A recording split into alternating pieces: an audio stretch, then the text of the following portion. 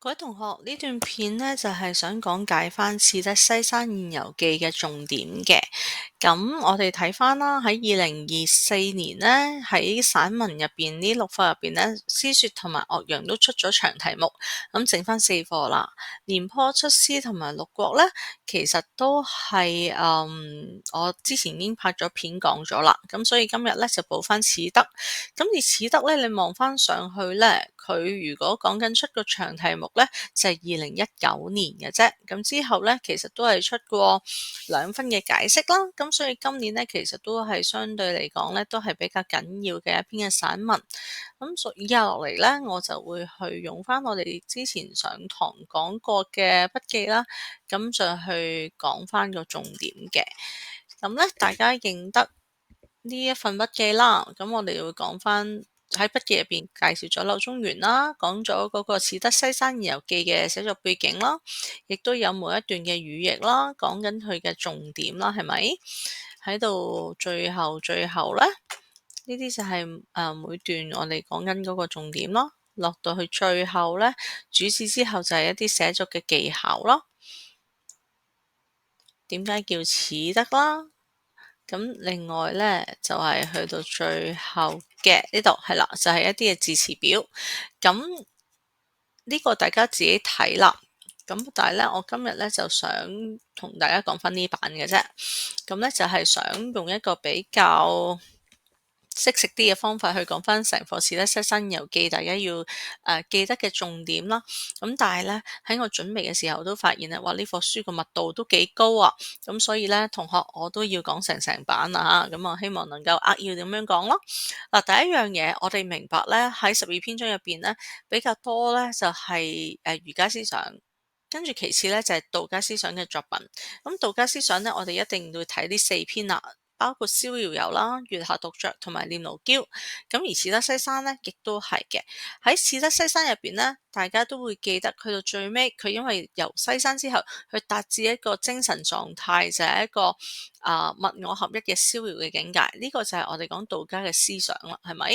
因為作者個背景就係佢係柳宗元，佢係被貶啦，被貶到永州已經係咧唔係第一年嘅事啦。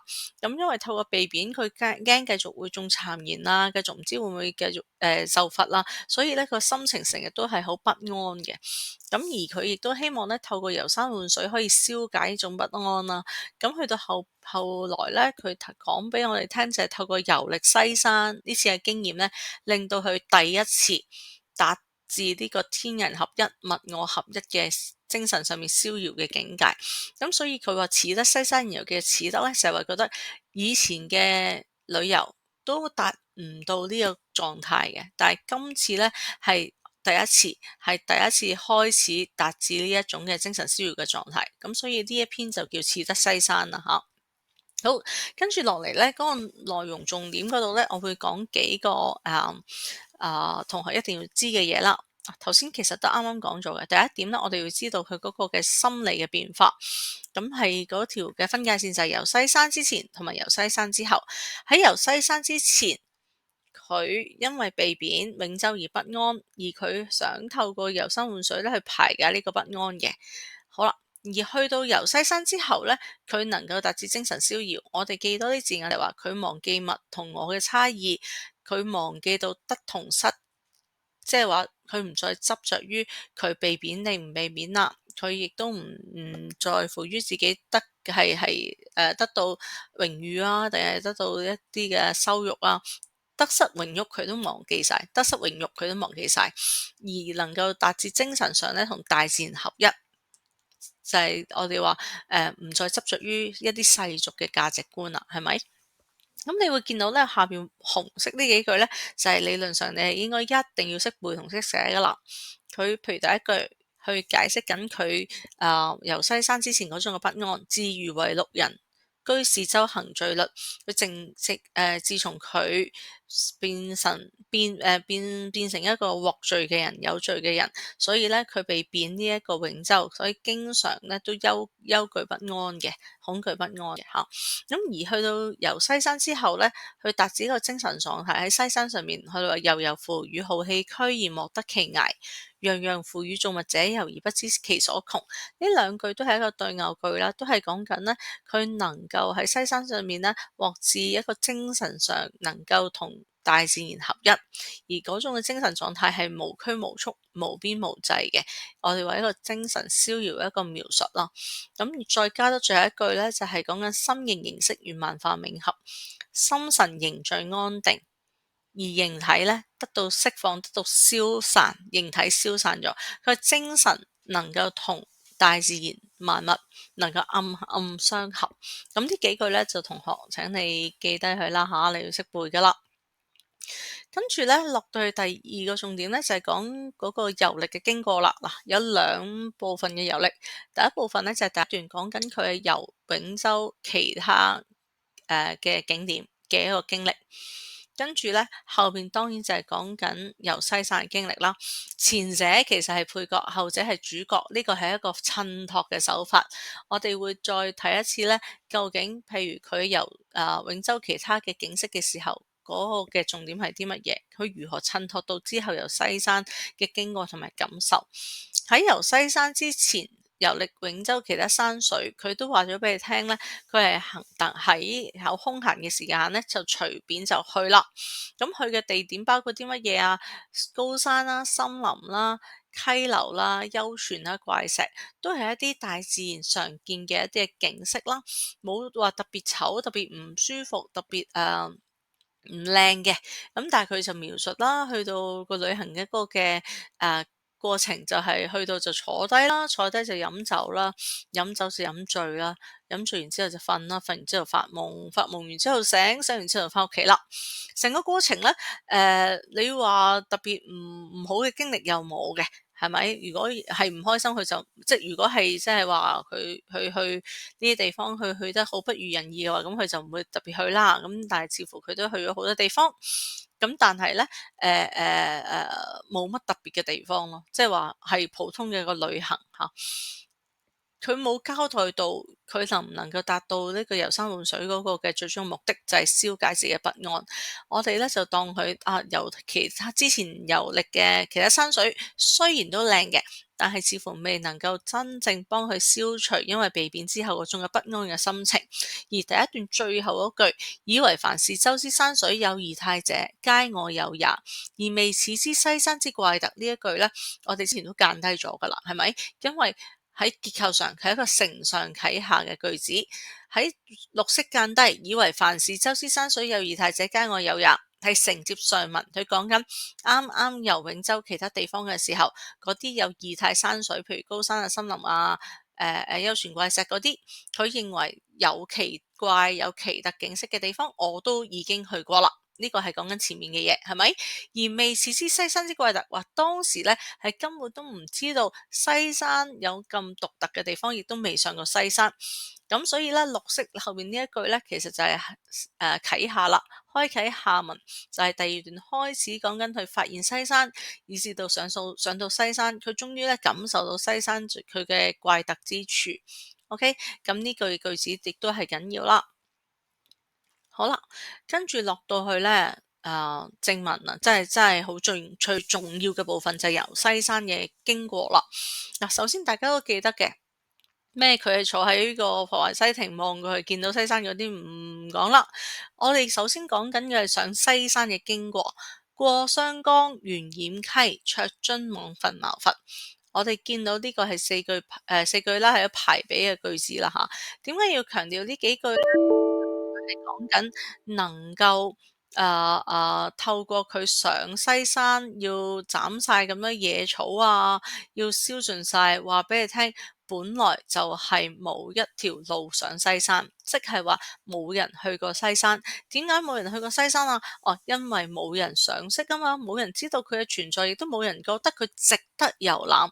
咁同學，你留意下，雖然呢幾個呢幾句咁短嘅句子啦，其實入邊咧都已經包含咗其中一個嘅重點。佢就話西山冇人賞識。西山我哋之後咧，我哋知道其實佢係怪特嘅，佢有佢嘅存在意義同價值，係咪？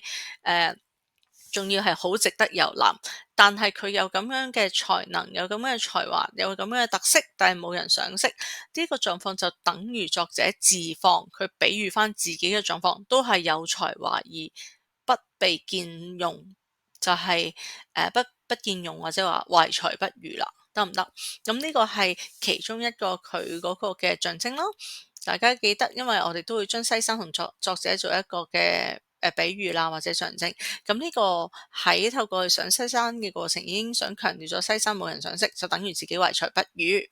好，跟住第二個位啦，大家都一定會記得㗎，背嘅時候十分難背，係咪？上到西山之後，究竟佢見到嘅景色有咩特點呢？其實得兩個重點嘅啫，同學，一個係高，一個係闊。係咪？好啦，西山嘅高點樣寫啊？唔係直接寫佢好高啦，就係講緊上到西山之後，佢望出出邊周圍嘅地方，譬如俯瞰即係由高點向下望，係咪？因為西山好高嘛，佢上到去山頂嘅時候，望去四周圍，周圍嘅山勢係高高低低，起伏不斷。如果係分原文就係其高下之勢崖然蛙然若跌若躍，係咪？少啲小土堆啊，似啲螞蟻竇啊咁樣樣啦，螞蟻嘅洞穴一樣。好啦，另外一個位咧就係話尺寸千里全速累積，就係話咧，因為太高啦，佢望落去好似得手指尾咁啲啲嘅尺寸土地，好少嘅土地，其實喺翻現場去睇咧，根本係有千里咁大，而所有嘅物件咧喺佢一個咁高嘅視點望落去咧，都係聚集埋一齊，好密集聚攏埋一齊嘅，得唔得？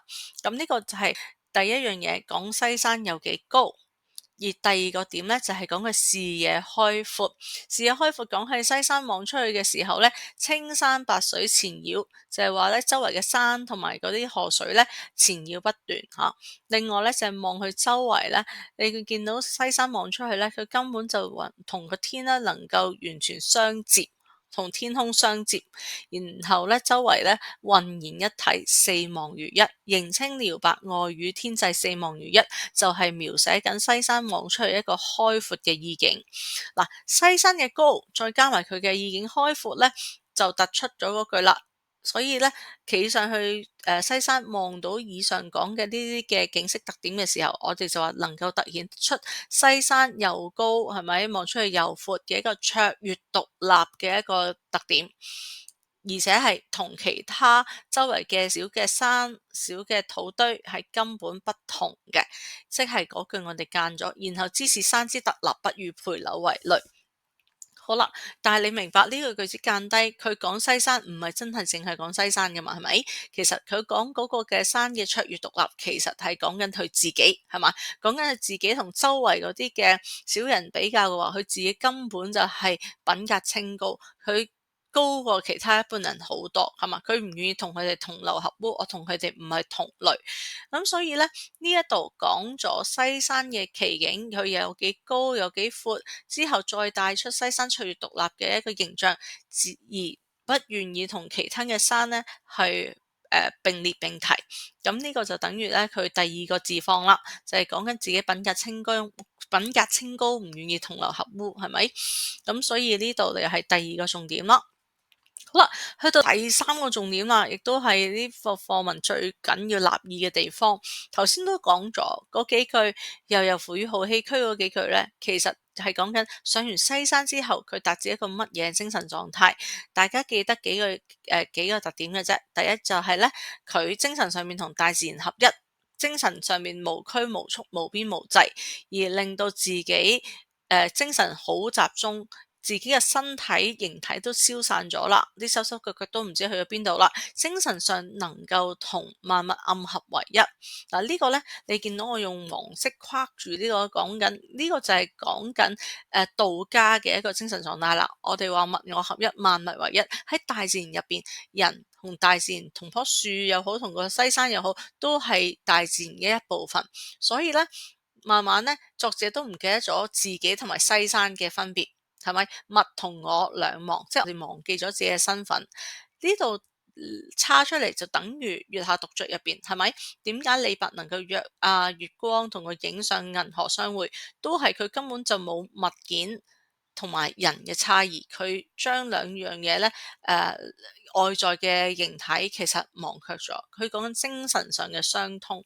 喺儒家入邊，唔係喺道家入邊，我哋亦都講過人同人係大自然一部分，人入邊同萬物入邊都係用透過道去變成，係嘛？咁所以咧，我哋內在嘅物質係一樣嘅時候咧，咁我哋就自然能夠精神上可以感通啦。正正因為人係大自然一部分，所以佢連我呢一個概念都冇咗嘅時候，佢就點會再介懷自己嘅得失榮辱咧？係嘛？如果唔介意得失榮辱嘅時候，咁咪精神上面唔會有任何憂慮，咪達至精神狀態，達至呢個逍遙嘅精神狀態咯。